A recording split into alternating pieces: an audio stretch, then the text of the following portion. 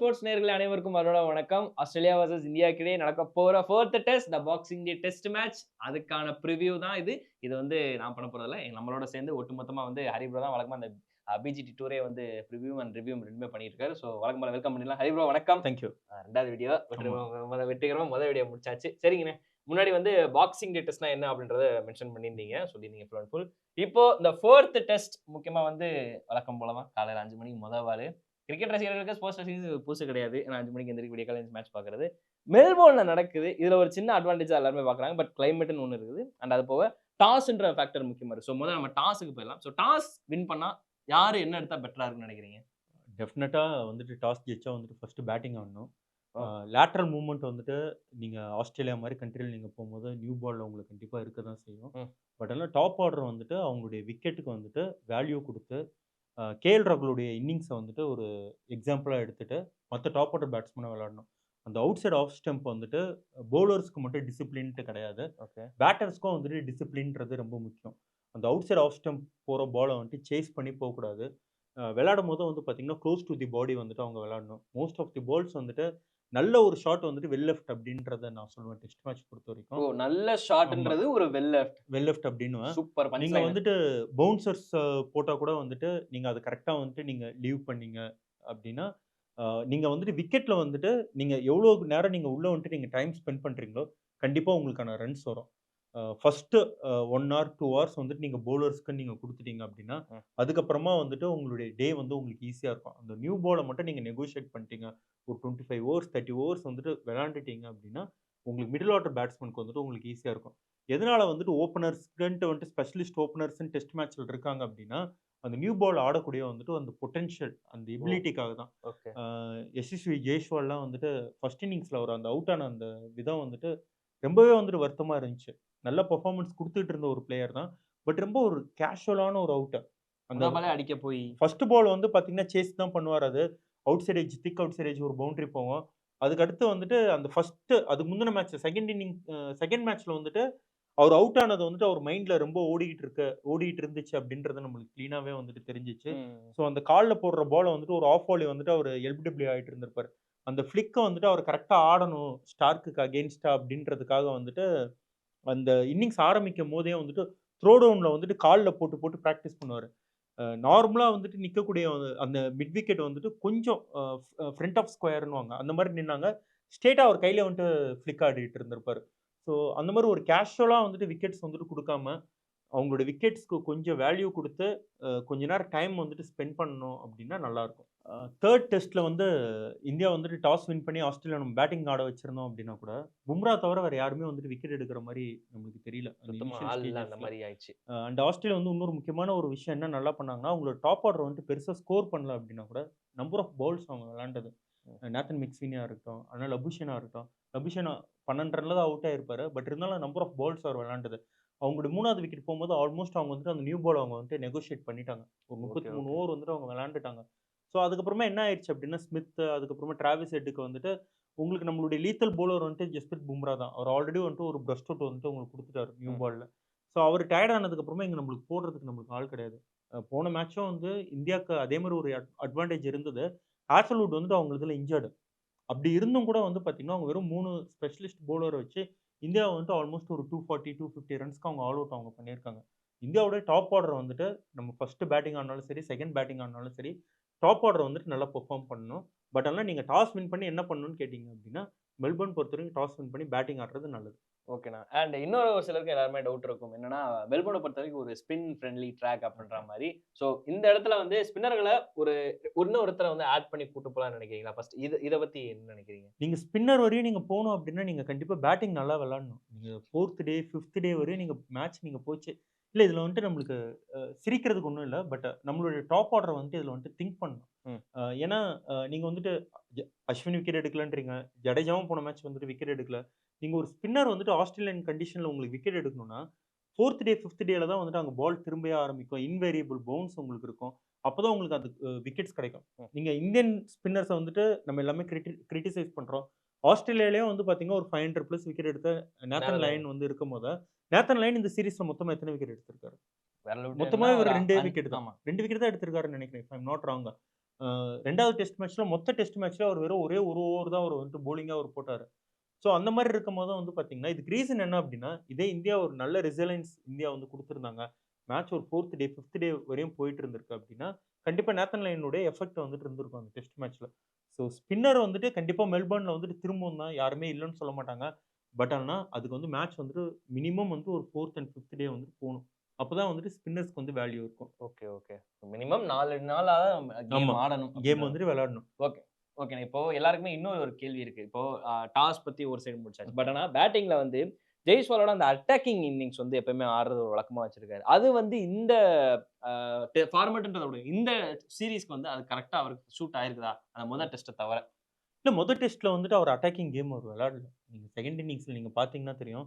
இனிஷியலா டைம் எடுக்கணும். ம். அதுதான் நான் சொல்றேன். உங்களுடைய நேச்சுரல் இன்ஸ்டிங்க்ட் வந்துட்டு ஒரு தப்பான பால் போடும்போது நீங்க வந்துட்டு அ அத வந்துட்டு பனிஷ் பண்றதுல தப்பே கிடையாது. ஆனா, நீங்க வந்துட்டு எடுத்தோனே வந்துட்டு பால் உங்களுக்கு நல்ல ஸ்விங் ஆகுற டைம்ல வந்துட்டு, அவுட் சைட் ஆஃப் ஸ்டம்ப் வந்துட்டு பால வந்துட்டு தொரத்திட்டு போறத வந்துட்டு நீங்க அவாய்ட் பண்ணணும் அப்படின்றத தான் நான் சொல்றேன். ஓகே. அது வந்துட்டு ஃபர்ஸ்ட் டெஸ்ட்ல ஜெய்ஸ்வால் ரொம்பவே நல்லா பண்ணாரு. ஈவன் ஃபர்ஸ்ட் இன்னிங்ஸ்ல கூட வந்து கொஞ்சம் டைம் எடுத்துட்டு இருந்திருப்பாரு. ஆனா, அதுக்கப்புறமா அன்பார்ச்சுனேட்டா அவர் அவுட் ஆயிட்டு இருந்திருப்பாரு. 2ண்ட் இன்னிங்ஸ்ல வந்துட்டு outside off stump number of balls அவர் விட்டத நீங்க பார்த்தீங்க அப்படின்னா, அந்த ஒரு 100க்கு அப்புறமா கொஞ்சம் கூல் ஆயிட்ட மாரி எனக்கு வந்துட்டு தோணுது. இன்னும் வந்துட்டு அந்த ரிசைலன்ஸ் வந்துட்டு அவர் காமிக்கல அப்படின்ற மாரி தான் தோணுது.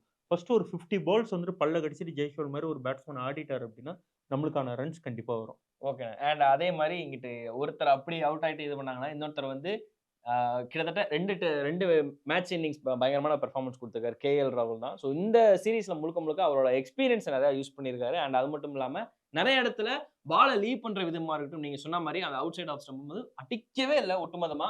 லீவ் பண்றதா இருக்கட்டும், பேட் வந்து பாடி கிட்டயே தான் இருக்குது. ரோஹித் சர்மா அத வந்து தனியாவே போட்டு காமிச்சாங்க. ஸோ கேஎல்லோட பர்ட்டிகுலரா இந்த சீரிஸ பத்தி என்ன சொல்றீங்க? இந்த இன்னிங்ஸ் ஃபுல்லாமே. கேஎல் ராகுல் வந்துட்டு ஒரு ஸ்பெஷலா வந்துட்டு இந்த இந்த டெஸ்ட் சீரிஸ்க்காக அவர் வந்துட்டு பிரிப்பேர் பண்ணியிருக்காருன்றது கிளீனா தெரியுது. கேஎல் ராகுல் தவிர மத்த பேட்ஸ்மேன் வந்துட்டு அந்த அளவுக்கு அந்த எஃபோர்ட் வந்துட்டு போட்ட மாரி எனக்கு வந்துட்டு தெரியல. அவுட் சைட் ஆஃப் ஸ்டம்ப் வந்துட்டு கேஎல் ராகுல் லீவ் பண்றத பத்தி நம்ம பேசினோம். அவருடைய ஸ்கோரிங் பால்ஸும் வந்து பார்த்தீங்கன்னா, அவுட் சைட் ஆஃப் சைட் தான் வந்துட்டு அவருடைய ஸ்கோரிங் ரேட்ஸும் உங்களுக்கு ஜாஸ்தியா இருக்கு.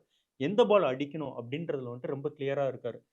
கேஎல் ராகுல் இந்த சீரிஸ்ல மொத்தமா அடிச்ச பவுண்டரில லெக் சைட்ல வந்து ஒரு 3, 4 பவுண்டரி தான் அவர் அடிச்சிருக்காரு. ம். மத்த அதர் பவுண்டரீஸ் வந்து பார்த்தீங்கன்னா, ஆஃப் சைட்ல தான் உங்களுக்கு வந்திருக்கு. So, okay. அதனால அவர் ஆஃப் சைட்ல அவர்ட்ட அவர் ரன் ஸ்கோர் பண்ணாம அவர் கிடையாது. ஆஃப் சைட் வந்துட்டு அவர் ரன் ஸ்கோர் பண்றாரு. பட் அந்த டிசிப்ளின் எந்த பால லீவ் பண்ணணும், எந்த பால ஆடணுன்றதுல அவர் வந்துட்டு ரொம்ப கிளியரா இருக்காரு. லென்த்தா வந்து கரெக்ட்டா வந்துட்டு அவர் பிக் பண்றாரு. ஓகேண்ணே, ஓகேண்ணே. ஓகேண்ணே. இப்ப அடுத்து நான் மிடில் ஆர்டருக்கு டைரக்ட்டா வரேன். ஏன்னா ஒவ்வொரு இடத்தையும் பேச வேண்டியதா இருக்குது. அந்த மாரி நிச்சயம். கட்டாயமா இருக்குது. ஓகே. ஆ 3க்கு அப்புறம் ஆக்சுவலா டாப் ஆர்டர்ன்னு வச்சுக்கிட்டீங்கன்னா, 3க்கு அப்புறம் வந்து ஒரு 4, 5, 6 அப்படின்ற அந்த 3 பொசிஷனுக்கு வந்து இப்போ வரைக்குமே வந்து ஒரு பிக்ஸடா இல்லாம அங்கங்க கொஞ்சம் தடுமாறிக்கிட்டே இருக்கிறாங்க. விராட் கோலியா இருக்கட்டும், ரிஷப் பண்டா இருக்கட்டும். ரிஷப் பண்ட்மே இந்த இன்னிங்ஸ் இந்த சீரிஸ்ல நம்ம இன்னும் பெருசா அவர் ஷைன் பண்ணி பார்க்கல.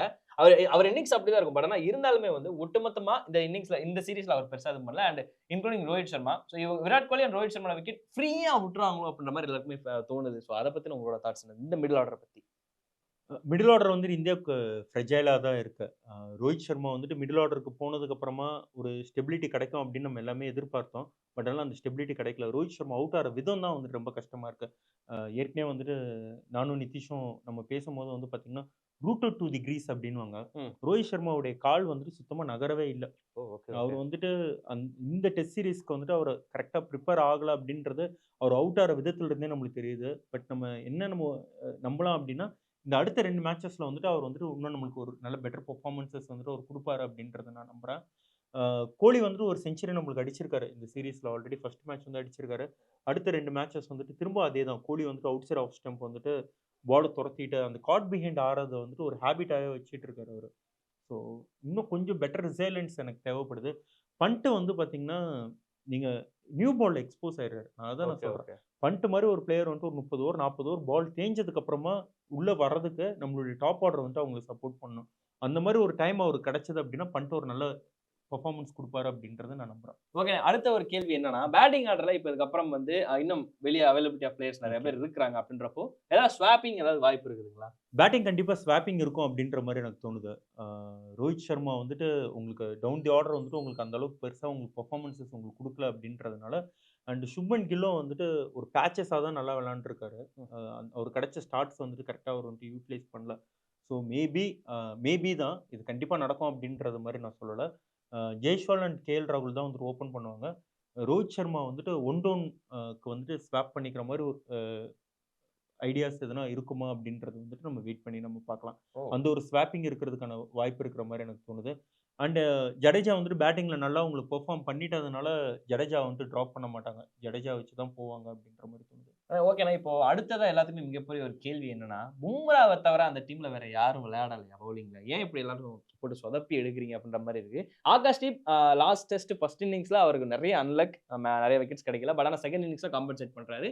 பட் சிராஜ பொறுத்தவரைக்கும் அந்த அளவு பெரிய எஃபிஷியன்ட்டா இல்லையோ அப்படின்ற மாரி எல்லாருக்குமே தோணிட்டு இருக்கு. ஸோ இத பத்தின உங்களோட தாட்ஸ் என்ன? இல்ல கண்டிப்பா பவுலிங்ல வந்துட்டு ஒரு சின்ன ஒரு ஸ்வாப் இருக்கும் அப்படின்ற மாரி தோணுது. பும்ரா வந்துட்டு நம்மளால ரெஸ்ட் பண்ண முடியாது. மேபி ம். சிராஜ் வந்துட்டு இந்த மேட்ச் இந்தியா வந்துட்டு ரெஸ்ட் பிரெஸ் பண்ணிட்டு, பண்ணலாமா? நம்ம ஓகே. எய்தர் ஹர்ஷித் ராணா இல்லன்னா பிரசித் கிருஷ்ணா வந்து உள்ள கொண்டு வரது 2 பேர்ல யாருனா ஒருத்தவங்கள கொண்டு வரதுக்கு வாய்ப்பு இருக்கு. ம். அது தவிர்த்து வந்துட்டு பவுலிங்ல ஒரு பெரிய சேஞ்சஸ் எதுவும் இருக்காது. ஸ்பின்னர்ஸ்ல கண்டிப்பா ஜடேஜா தான் விளையாடுவாரு அப்படின்ற மாரி எனக்கு தோணுது. இந்தியன் ஸ்குவாட்ல வந்துட்டு சேஞ்சஸ்ன்றது பார்த்தீங்கன்னா, பேட்டிங் ஆர்டர்ல டாப் ஆர்டர்ல ஒரு ஸ்வாப்பிங் இருக்க வாய்ப்பு இருக்கு. பவுலிங்ல வந்துட்டு சிராஜுக்கு பதிலா பிரசித் கிருஷ்ணா அப்படி இல்லன்னா வந்துட்டு ஹர்ஷித் ஹர்ஷித் ராணா. ராணா யாருனா ஒருத்தவங்கள கொண்டு வர வாய்ப்பு இருக்கு. ஓகே. நீங்க ஆஸ்திரேலியா ஓகே, ஸ்குவாட்ல வந்து மிகப்பெரிய ஒரு அப்டேட். Wise okay. கேப்டனா 2 பேர போட்டுருக்காங்க. ஏன்னா டிராவிஸ் ஹெட் வந்து இப்போ இன்ஜூரில இருக்காரு. அவர் வந்து நான் ஆடுறேன். எனக்கு ரோஹித் சர்மா விட்டு போக மனசு இல்லன்ற மாரி பேசியிருக்கிறாரு. ஜஸ்ட் ஃபார் ஃபன் தான். சோ அப்படி இருக்கிறப்போ அவர் வந்து ஒரு சின்ன டவுட் தான். சோ அதனால போட்டுருக்காங்க. அண்ட் ஸ்டீவ் ஸ்மித்துமே இருக்கிறாரு. சோ 2 பேருமே வைஸ் கேப்டனா போட்டுருக்காங்க. ஷான் அபோட், அதுக்கப்புறம் வந்து ஜெய் ரிச்சர்ட்சன், அதுக்கப்புறம் வந்து மெக்ஸ்வீனை தூக்கிட்டு சாம் கொன்சன்ஸ உள்ள கொண்டு ம். வந்திருக்காங்க. சோ இந்த மூவ்ஸ நீங்க எப்படி பார்க்குறீங்க? அண்ட் புயோ வெப்ஸ்டர் இருக்கிறாரு. ஏன்னா ஓகே. இந்தியா ஆஸ்திரேலியா இடையே வந்து நல்லா பெர்ஃபார்மன்ஸ் காட்டியிருக்காரு. சமீபத்திலயுமே நல்லா பெர்ஃபார்மன்ஸ் குடுத்திருக்காரு.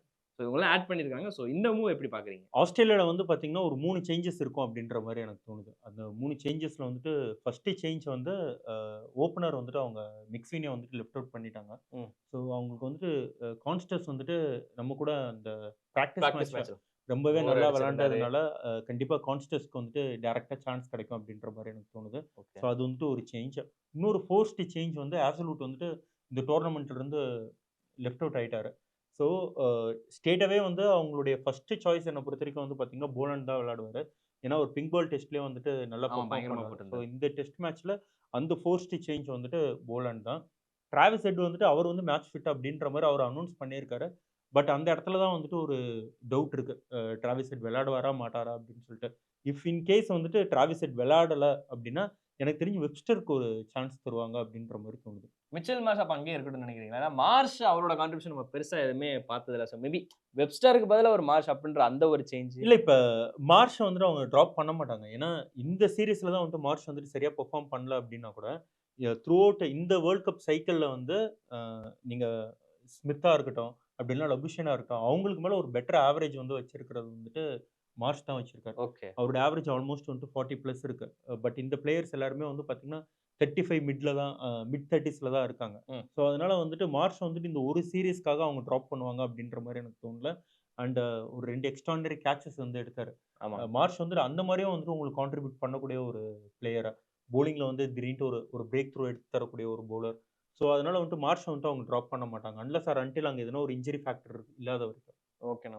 சரி ஓகேண்ணா. இப்போ எல்லாமே பேசி முடிச்சாச்சு. லாஸ்ட் டைம் மெல்போர்ன்ல வந்து ரஹானே சம்பவம் பார்த்தோம். So okay. அதுல வந்து ரஹானே செஞ்சுரி அடிச்சு மேட்ச காப்பாத்தி குடுத்து, ஒட்டுமொத்தமா ஒரு ரீபர்த் பண்ணிட்டாங்க டீம் இந்தியாவ. அப்புறம் மேட்ச் ஒட்டுமொத்தமா கேபால வின் பண்ணி முடிச்சுட்டாங்க. ஸோ இந்த பாக்ஸிங் டெஸ்ட்ல உங்களோட பிரெடிக்ஷன் என்ன? யாரு வின் பண்ணுவாங்க? இல்ல இந்தியா ஆஸ்திரேலியா டெஸ்ட் சீரிஸ்ல நம்ம எப்பயுமே எதிர்பார்க்கிறது இந்த மாரி ஒரு கான்டெஸ்ட் தான் நம்ம எதிர்பார்ப்போம்.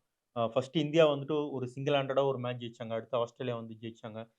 ஈவன் தோ இந்த 3 டெஸ்ட் மேட்ச்ல வந்துட்டு ஆஸ்திரேலியா வந்துட்டு ஒரு அப்பர் ஹேண்ட்ல இருந்தாங்க அப்டின்னா கூட, ம். இந்தியாவுடைய லோவர் மிடில் ஆர்டரும், டெயில் எண்டர்ஸும் வந்துட்டு ஒரு ரிசைலன்ஸ் காமிச்சு, ஆ நம்ம வந்துட்டு தோக்கல அப்டின்றத வந்துட்டு அந்த இடத்துல வந்துட்டு அ ஒரு கான்கர் பண்ணாங்க. ஸோ இந்த 4த் டெஸ்ட் மேட்ச் வந்துட்டு இந்தியா வந்துட்டு இன்னொரு நல்ல ஒரு பெட்டர் பெர்ஃபார்மன்ஸ் குடுப்பாங்க அப்டின்னு நான் நம்புறேன். 2014ல இருந்தே வந்து பார்த்தீங்கன்னா, நம்ம பாக்ஸிங் டே டெஸ்ட் மேட்ச் வந்து நம்ம நல்லா தான் பெர்ஃபார்ம் பண்ணியிருக்கோம். ஸோ திரும்பவும் வந்துட்டு அந்த நல்ல ஒரு பெர்ஃபார்மன்ஸஸ் வந்து இந்தியா குடுப்பாங்க அப்டின்றத நம்ம நம்பலாம். இந்த மேட்ச பொறுத்தவரைக்கும் 2 டீமுக்குமே இம்பார்ட்டன்ட். என்னன்னா WTC ஃபைனல் வேற வரப்போகுது அப்கமிங் இயர்ல. சோ அப்படி இருக்கிறப்போ, இந்த 2 டீம்ல வந்து இத வந்து யார் அதிகமா ஆதிக்கம் செலுத்தும்னு நினைக்கிறீங்க? ஏன்னா இந்தியாவுக்கு இது கடைசி சீரிஸ். ஆஸ்திரேலியாவுக்கு இன்னும் 1 இருக்கு. சோ இதுவரைக்கும் இப்போ உங்களோட தாட்ஸ் படி இது யாரு பயங்கரமா விளையாடணும்? ரொம்ப ஃபோக்கஸ்டா விளையாடணும்னு நினைக்கிறீங்க? இந்தியாவுடைய சான்சஸ் வந்து ரொம்ப ஃபீபிள் அப்டின்ற மாரி தான் இப்ப போயிட்டு இருக்கு. But okay. இந்தியா இந்த வந்துட்டு இந்த அடுத்த 2 மேட்ச் வந்து ஜெயிச்சாங்க அப்டின்னா, வேர்ல்ட் டெஸ்ட் சாம்பியன்ஷிப்க்கு வந்து ஒரு கம்ஃபர்டபுளா வந்துட்டு நம்ம போகலாம். பட் ஆஸ்திரேலியா வந்துட்டு அடுத்து விளையாட போற அந்த டெஸ்ட் சீரிஸ் வந்து ஸ்ரீலங்கா கூட தான் ஆமா. வந்துட்டு விளையாட போறாங்க. ஸோ அவங்களுக்கு வந்துட்டு அது வந்துட்டு ஒரு ஒரு என்ன சொல்றது? ஐஸ் ஆன் தி கேக் அப்படின்ற மாதிரி தான் அந்த சீரிஸ் இருக்கும் ஓகே. அப்படின்ற மாதிரி எனக்கு தோணுது. ஸோ இந்தியா வந்துட்டு இந்த 2 மேட்சஸ் வந்துட்டு எவ்வளோ நல்லா பெர்ஃபார்ம் பண்றாங்க. அண்ட் பாகிஸ்தான வந்து நம்ம அண்டர் ரேட் நம்ம பண்ணக்கூடாது. மேபி பாகிஸ்தான் வந்துட்டு சவுத் ஆஃப்ரிக்கா கூட வந்துட்டு ஒரு அப்செட் நம்மளுக்கு குடுத்து நம்மளுக்கு ஹெல்ப் பண்றதுக்கும் வந்துட்டு வாய்ப்பு இருக்கு. பட் இப்போதைக்கு லைக்லி வந்து என்ன பொறுத்தவரைக்கும் ஆஸ்திரேலியா அண்ட் சவுத் ஆஃப்ரிக்கா தான் ஃபைனல்ஸ்க்கு போவாங்க அப்படின்ற மாரி தோணுது. பட் சொல்ல முடியாது. இந்தியா வந்துட்டு நெறைய நல்ல பெர்ஃபார்மன்ஸஸ் வந்து குடுத்து கவுண்டர் பஞ்ச்சஸ் குடுத்துருக்காங்க. ஸோ இந்த 2 டெஸ்ட் மேட்ச் இந்தியா எப்படி போகுதுன்றத பார்க்கலாம். ஓகே அண்ணா, ரொம்ப நன்றி. இந்த பிரிவ்யூ ஒட்டுமொத்தமா வந்து ரொம்ப பயங்கர அனலிட்டிக்ஸா இருந்துச்சு. ஸோ இதுக்கப்புறம் இந்த டெஸ்ட் மேட்ச்ல எப்படிலாம் பண்ண போறாங்க அப்படின்றத வந்து நம்ம பொறுத்து தான் பார்க்கணும். கண்டிப்பா. உங்களோட கருத்து என்ன அப்படின்றத தாராளமா கீழ கமெண்ட் பண்ணுங்க மக்களே. ஏன்னா இந்த பாக்ஸிங் டெஸ்ட்ல வந்து யார் பயங்கரமா ஷைன் பண்ண போறாங்க, யாரு பெஸ்ட்டா உங்களுக்கு குடுக்க போறாங்க அப்படின்றத தாராளமா கீழ கமெண்ட் பண்ணுங்க. வேற ஒரு வீடியோல நான் உங்களை சந்திக்கிறேன். With Hari bro. Until then வணக்கம். Thank you.